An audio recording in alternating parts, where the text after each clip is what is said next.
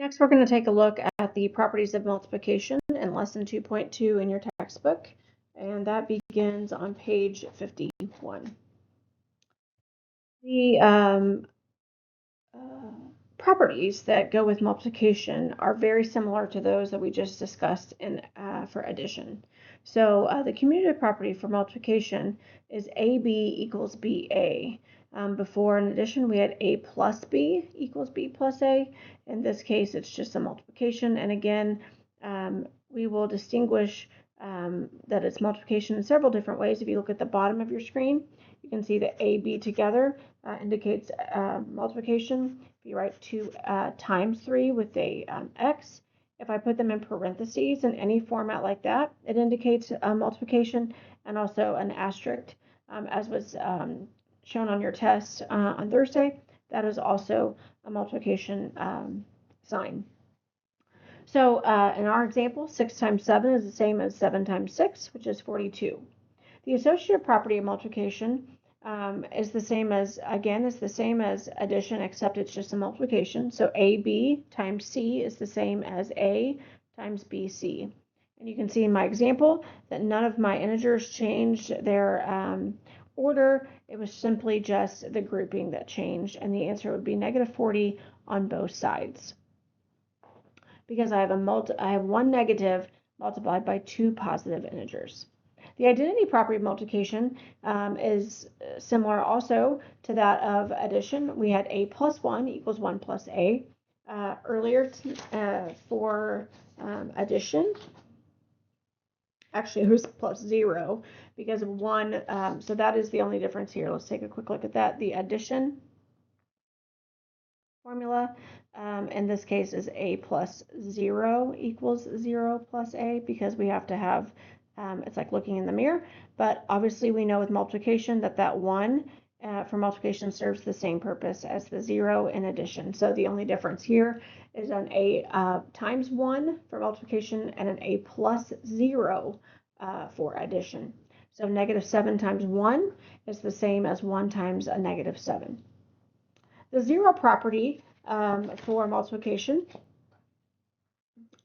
is anything times 0 is 0. There's a question on your test where I threw in a 0.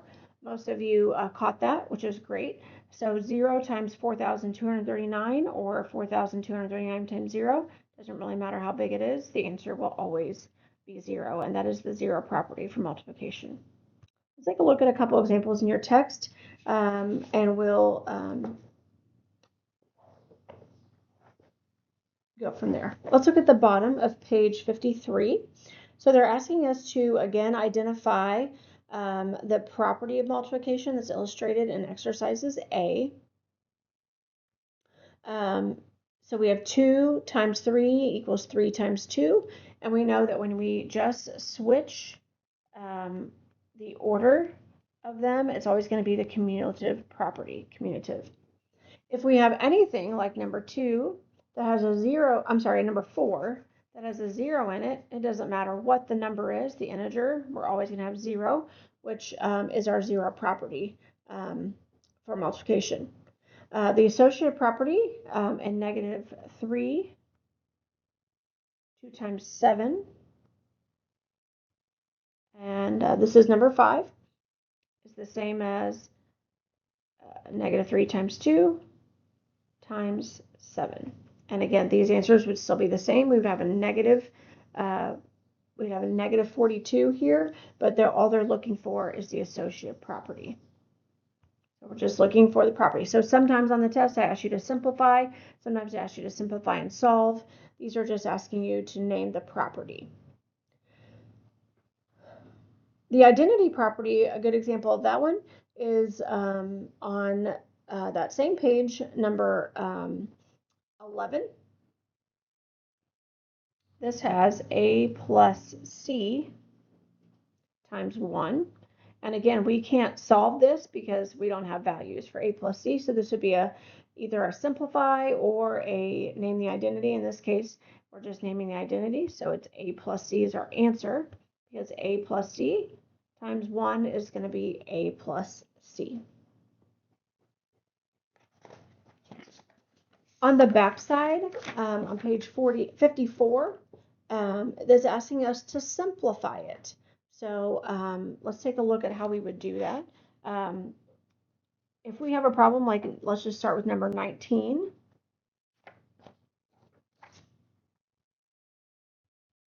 We have an x times a negative 4. If I had a value for x, I could give you a number, right? We could give a number, but not 14, I'm sorry, that's a 4. But I don't have a value for x. So to simplify this one, we're just going to write this is equal to negative 4x. We're just going to show that we are to multiply those together. Both of these written like this indicate multiplication. They're written side by side or in parentheses. If we just look over one at number 20, we have a little bit of a different multiplication here. We have a 3 on the outside with a bracket, and then we have an x times a negative 6. And then we have it closed. So the first thing we would do is take the inside, which gives me a 3 bracket and then a negative 6x. And then I can simplify that even further to negative 18x. Again, we don't have a value for the x, so you just leave it there. You just include it in your problem. You can't leave it, you have to include it. You can't leave it back in the problem. It's got to be in your answer, so we just include it that way. All right. This one, number 21, I don't know if all of you caught this on the test, but any integer to the 0 power is equal to 1. So if we have negative 3a times 4 to the 0 power, I'm going to do inside my parentheses first. I have negative 3a to the times 1, which gives me negative 3a. All the things we've discussed previously in other lessons they will continue to be come back to us in these lessons and in future lessons. So we want to make sure we really narrow down those skills and the facts on some of these. So same thing for let's look at 23. This one might look a little bit intimidating to you. We have 5b times 2c times 0 minus 4d plus 2 to the 0 power. All right. Don't overcomplicate this when you're looking at it. Anything that we have here, so all of these, the first thing I always encourage you guys to do is kind of break things down. Here we have all multiplication together. And I don't really have to work too hard at all these different variables. This might try to intimidate you some, B and C, we've got a D over here. But the most important thing you need to see right here is that these are all multiplied times 0. So the answer here would be a 0 plus 2 to the 0 power, which we now know, and we should know from our previous unit, is 1. So the answer to this big old scary problem is just 1. Again, think through the problem, see what you're dealing with before you get overwhelmed by the variables or all the different operations it's asking you to do. Just look at the problem and see what it's asking. In this case, you would have identified fairly early that we've got a 0 in here. It doesn't matter what I multiply by it. According to the 0 property, it's always going to be 0. Let's look at 24. I have an x times 3 times x, and this is going to result in an exponent for our answer. We have 2 x's. We're not going to write it 3xx. That's not the way we're going to handle those.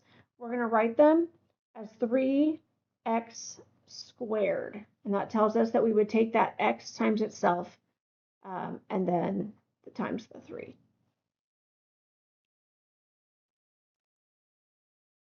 Okay, if we were to write an example for number 30, 31, 32, and 33, let's just take a look at those really quick. A commutative problem, an associative problem, a identity problem, ID, we'll put that, and a 0. Obviously, we can knock out some of these pretty quickly. 8 times 0 is equal to 0. That's a great example for that one. And then for identity, anything times 1 is going to be the answer. So I could do a negative 345 times 1, going to give me a negative 345. Those are fairly simple. Again, anything times 0 is 0. Anything multiplied times 1 is the original integer or number. All right, let's take a look at the commutative problem. This is just where we change the order of the integers. So if I have a negative 8 times 5, I would just switch it to a 5 times a negative 8, and both of these are equal to negative 40. And then associative, again, we're just going to change the order of the groupings. So in the case they gave us, we can come up with our own problem here. I can do like a negative 9 times 3 times 1. I'm going to change the signs here. I'm going to take negative 9, times 3, and then my 1 will be on the outside, and I know my answer here is a negative 27. This would be what you're asked to do if you simplify or to provide an answer. I'm sorry, not simplify, but to provide a problem that defines a property. So this one defines associative. If you're asked to solve, you would just give the number at the end. That is assuming that none of the integers in your problem are a variable. If you have an x or a b or a y, you obviously cannot solve that with just an integer.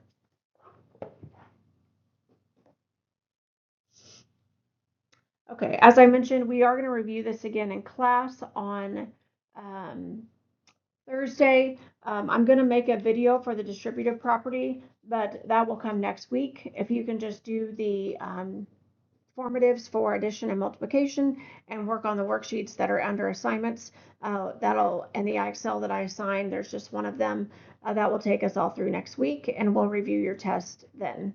Hope you guys have a great Labor Day weekend, and we'll hopefully see you next week. Thank you.